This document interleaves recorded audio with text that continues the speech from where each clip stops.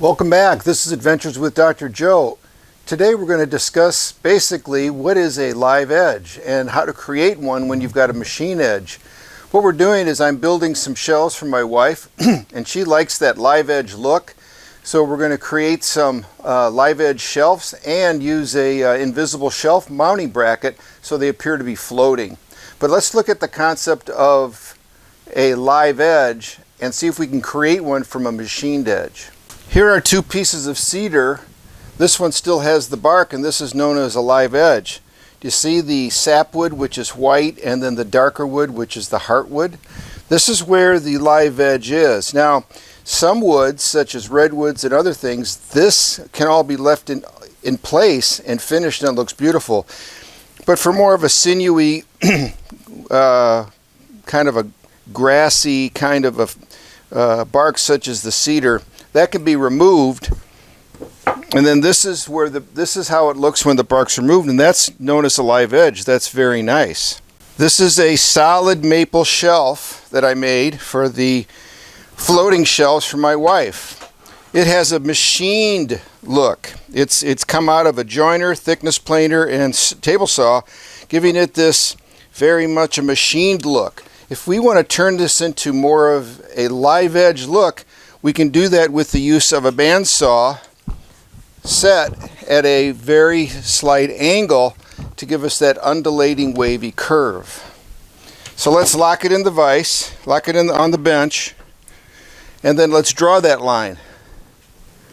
To make this live edge appearance, you need to angle the base of your jigsaw. Now, I've done this at 30 degrees, that's pretty severe. About 15 degrees gives me a very pleasing, very pleasant angle, which is approximately this. Then we just mark some very small undulations along the edge of our shelf. Nothing too dramatic and nothing very symmetrical. Then once we have those in place, we'll start to saw and cut that. So I have the saw set at about 15 degrees. That's going to cut inward, and I made sure that it won't hit the bench. And we're going to be very careful and just start our cut right now after I get a battery.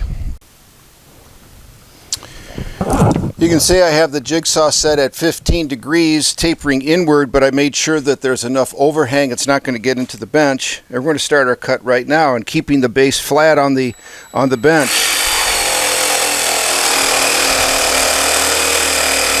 And subtly making our curving, our gentle undulating edge.